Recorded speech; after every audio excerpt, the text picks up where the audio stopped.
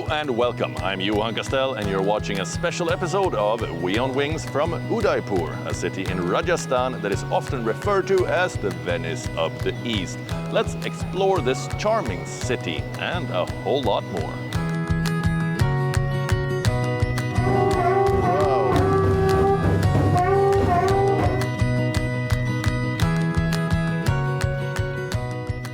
In this episode of the show, we also feature how a small but growing number of tourists are trickling into Iraq. How to visit Antarctica, the uninhabited continent. And how Astrotourism attracts city dwellers into a dark sky park in Brazil. But let's begin with exploring this city during the monsoon season. Udaipur is located around interconnected, beautiful lakes. This serene tourist destination has many different hotels to choose from, but we've decided to stay at the Radisson Blu.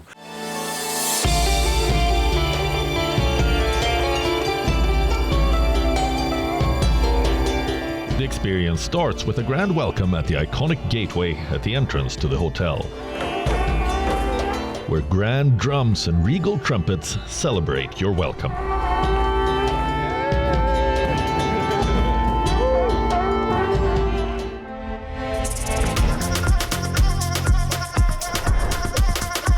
The property is the largest in Udaipur, with over 240 rooms. The property can accommodate large weddings, banquets, and conferences. But I'm here for a relaxing Udaipur experience.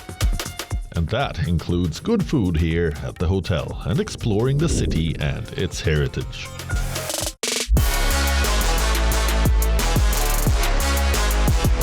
After picking up my keycard, I make my way to the room. There's no holding back on the best experience here. They give me the presidential suite, and the bathroom is larger and more opulent than any other I've ever seen.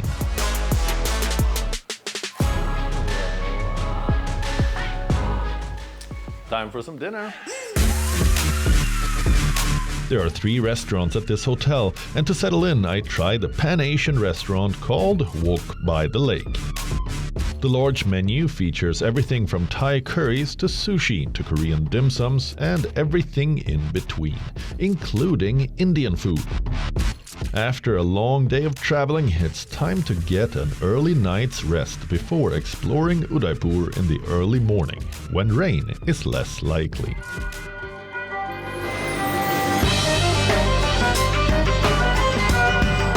Udaipur is also known as the City of Lakes for a good reason. The city is best known for its many interconnected lakes, along with its palaces and rich history.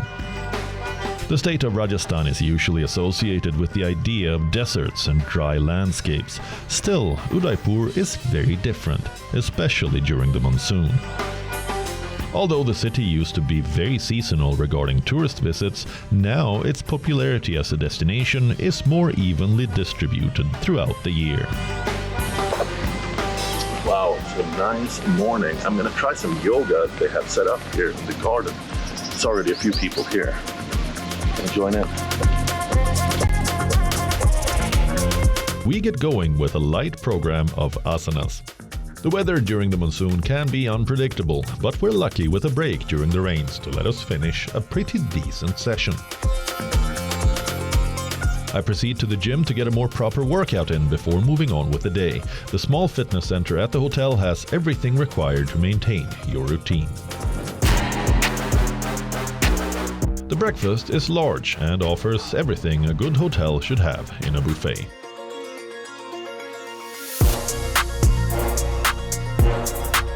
After freshening up, I make a move to explore the city, but I'm told the owners are in the lobby and decide to pick their brains on this hotel and Udaipur. All right, Somesh, Swati, hey, how are you doing? Very well. Nice how to are meet you. Hey, Yuan. Nice Such to meet a you. pleasure having you. You know, I've been staying here now for a little bit, and it feels like I'm in the company of one big family. You built it yourself, or how was this set up? My father ran a chemical business. Okay. So I worked with him for a couple of years, ran the factory. I didn't feel like I was really cut out to run a chemical factory. Yeah. So I found an opportunity in Udaipur, Udaipur being the city of lakes, and there was no water in the lakes. I decided to still go ahead and venture out and build a massive hotel. And I thought of building a 245 rooms, keeping in mind the big, fat Indian weddings. Connectivity was a big problem then. Udaipur had 6-7 flights. Situation now is very different. Udaipur is really well connected, 30 flights coming in on a daily basis. Are you involved in any of the wedding planning or like the hosting of events when it comes to Yeah, absolutely. So setting that up? We host over 100 weddings every year. If you have over 240 rooms, you And could you have can a quite accommodate. large wedding, there could be a lot of guests. It's a big fat Indian wedding. And also in the hotel, we have various idyllic venues, large ballrooms. The terrace is gorgeous. So you go there, you're overlooking the Aravalli Mountains, you see the, Lake Fateh Sagar. So in that way, it's very, very, like a very romantic fairy tale setting. What makes this place unique? Yeah, I really think it's the people who work here, which makes it really unique. There is a saying called Atiti Devo Bhava, which actually means guest is God.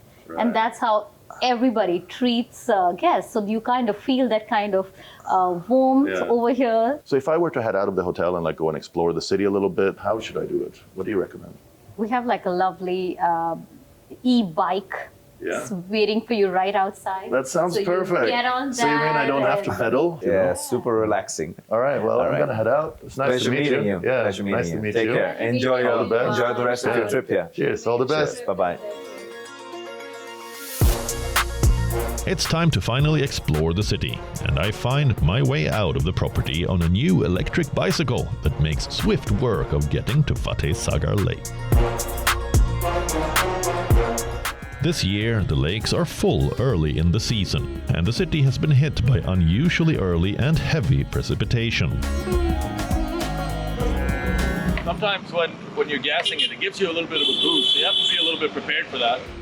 I make my way towards the oldest part of the city and cross beautiful bridges and narrow lanes to make it there. Wow, so this is the canal that separates Fateh Sagar from Lake Pichola. It's such a scenic city, Udaipur, and to be able to explore it on bike, it just means you're able to take it in a different way, but also with the electric bike, it's saves so much energy on pedaling, You're able to cover a lot of ground in a very short amount of time. I'm gonna head into the old part of the city now, and looking for this miniature painter because it's a bit of a Rajasthani thing, this miniature painter. So I'm gonna head into the city and see if I can find one.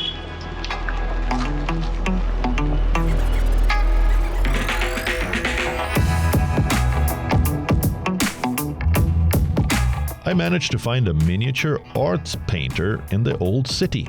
This ancient art form is popular across Rajasthan, and there are not only miniature paintings on display at his studio, there are also countless picture frames and even window frames with bone inlays done in beautiful craftsmanship. Himat Singh, who owns this shop, has been painting with passion for over 40 years. And this is like the size of a stamp. It's like the size of a little stamp. Yeah, one by one, I said. Yeah. 1 by 1. 1 inch by 1 inch. And I have 2 figures, landscape, carpet, 2 person inside. Now is if you give million rupees now, we don't possible to make. It has been a relaxing weekend here in Udaipur, and even though the monsoon is here and the rains might seem relentless, the city will forever retain its charm. Have you ever considered exploring West Asia for its culture and ancient cities? Or is the thought of regional unrest a deterrent? Well, a small but growing number of tourists are headed to Iraq to explore a side of the country that is not often seen in the headlines. When one hears about Iraq, the first thing to strike the mind is perhaps violence and war. The country has seen nearly non-stop turmoil for decades. From an 8-year war with Iran in the 80s to the American invasion in 2003, years of instability have all given Iraq an unfavorable image, especially for tourists. This grim situation, however, is slowly changing, with development activities picking up. Baghdad and other major cities are returning to a new sense of normalcy. Adding to this is a limited but growing number of curious tourists heading to Iraq to experience the ancient ruins of the world's earliest cities and empires. People are good. Governments can be bad, but people wherever you go are good. And just come experience that for myself and just see what the culture is, how delicious the food is, the architecture, the history, and just how rich it all is. With an explorer's heart, American tourist Jacob Nemec visited the maze-like ruins of the ancient city of Babylon, the narrow alleys of the Shiite holy city of Najaf, and the historic city of Mosul. You know, there's a heavy police presence and stuff. Everything feels very safe. It's like you're being protected. So I would absolutely recommend coming. Don't come in the summer. Come on, it's cooler in the winter. It's not just foreign travelers who are exploring Iraq. Many Iraqis, like travel blogger Ali Hilal, are also traveling to reveal the more approachable side of this historically rich country. Ali was stuck in Iraq during the COVID-19 pandemic while visiting from Canada, where he lived. This turned out to be a blessing in disguise for the explorer in him. I used to travel abroad, but the lockdown made me wonder, why did I not know about my own country? So I kept traveling and looking for historic places that had not been filmed or visited. I noticed that the situation was not how most media portrays it. Of course, we have many ongoing problems here, but another side still exists, which we might have forgotten.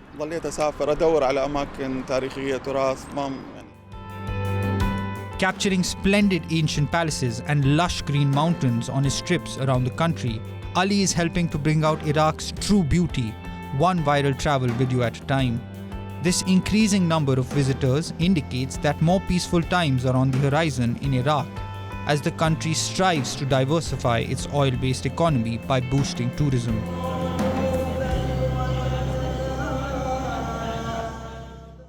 A journey to Antarctica is a once-in-a-lifetime experience. It's on many travelers' wish lists, including mine. But making it there is far from easy. Up next, we'll show you what you can do if you manage to make it towards the South Pole.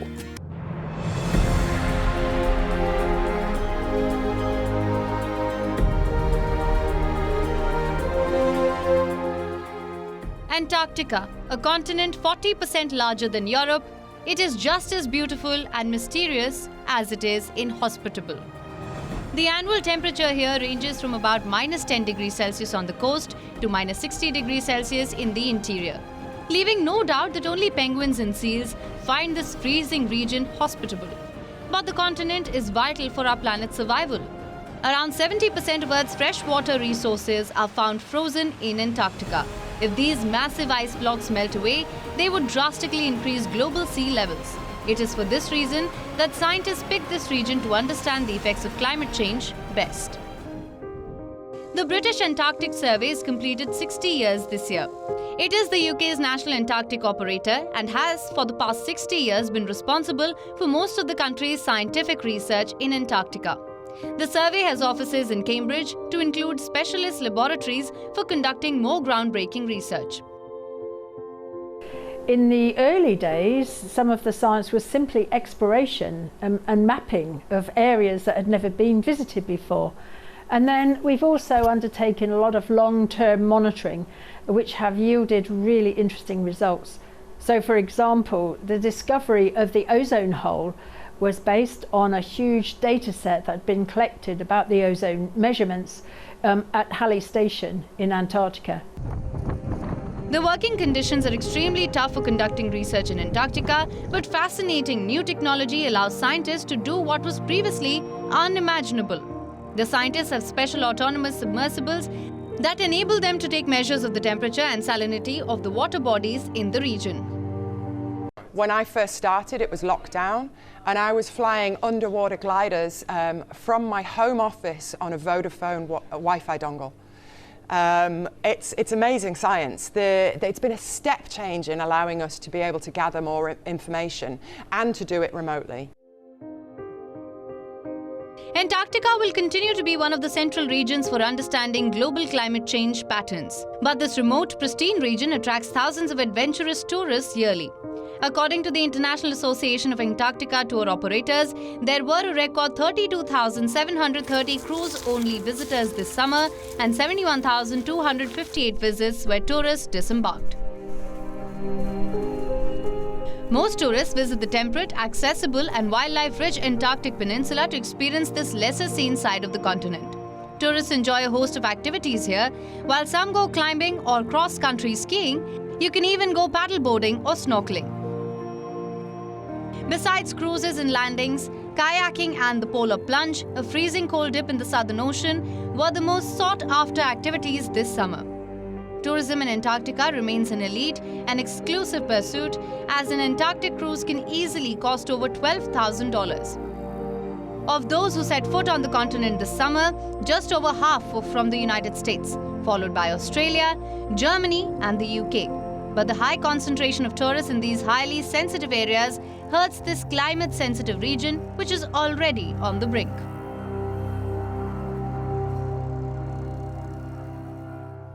Who doesn't like the look of the Milky Way on a dark, starry night? But how many of us even get to experience it these days? If you live in a densely populated and polluted city, stargazing is nearly impossible. So you can imagine the delight of people in Latin America when they got a chance to see it in the continent's first dark sky park.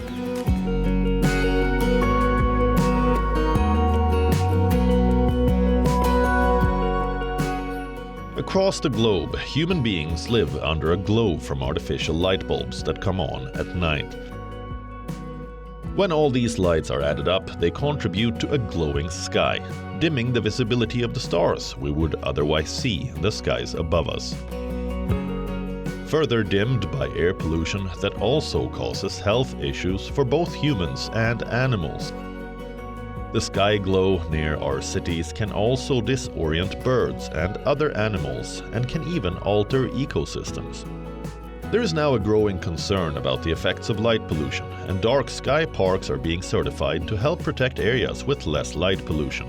The International Dark Sky Association is the recognized authority on light pollution that combats light pollution around the world. The organization has now certified its first dark sky park in Latin America, in Brazil's Desengano State Park.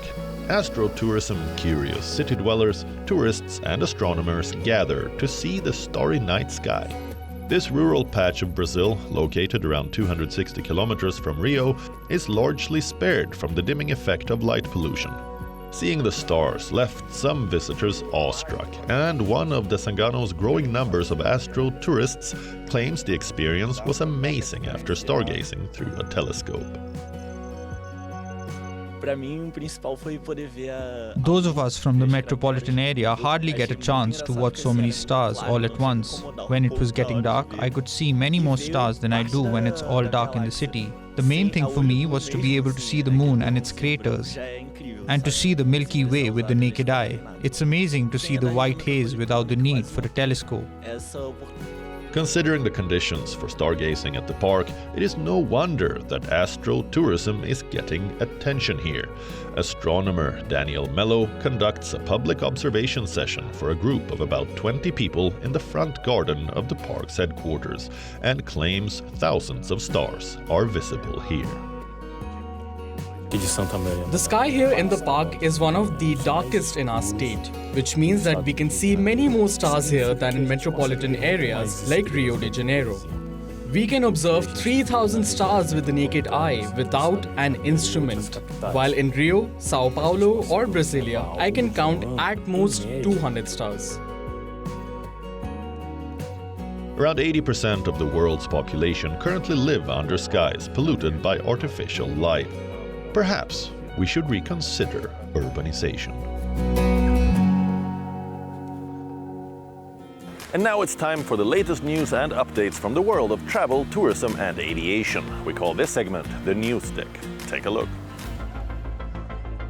An intensifying heat wave has hit Italy, with temperature forecasts reporting 45 to 46 degrees Celsius for the Mediterranean island of Sardinia and temperatures in the mid-40s for some areas of Sicily. Forecasters say temperatures can hit 40 degrees in several cities, including 42 to 43 degrees in the Lazio region, which includes Rome. The government has put 23 cities on red alert as temperatures could reach 46 degrees Celsius. Some people had to queue for taxis for more than an hour in the scorching heat outside the central railway station in Rome.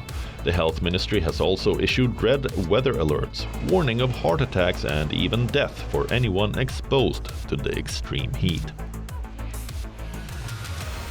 Singapore has surpassed Japan to become the world's most powerful passport, according to the latest Henley Passport Index. Singapore's passport allows visa-free entry to 192 out of 227 global destinations. Japan had held this title for 5 years, but dropped to third place this year as the number of visa-free destinations for its passport fell. Germany, Italy and Spain moved to second place, while Austria, France, South Korea and Sweden stood in third place.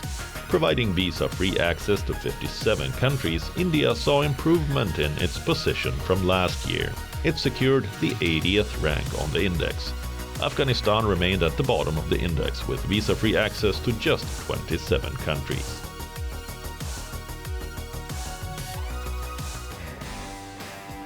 Last week, visitors were mesmerized by a video mapping show at Colombia's underground salt cathedral of Zipaquirá. The show, titled Sublime, projected images of stained glass windows from churches and basilicas worldwide. Facades of medieval cathedrals were displayed during the show, staged using state-of-the-art projectors around 180 meters under the ground. The Salt Cathedral of Zipaquirá was constructed within the tunnels of a salt mine. Since the cathedral's architectural details have been hand-carved in halite rock, this breathtaking site has been praised as a jewel of modern architecture. Thousands of majestic horses galloping across a vast field. This was the stunning visual at this year's Tianma International Tourism Festival that opened in Shaoxi County, Xinjiang Uyghur Autonomous Region, in China.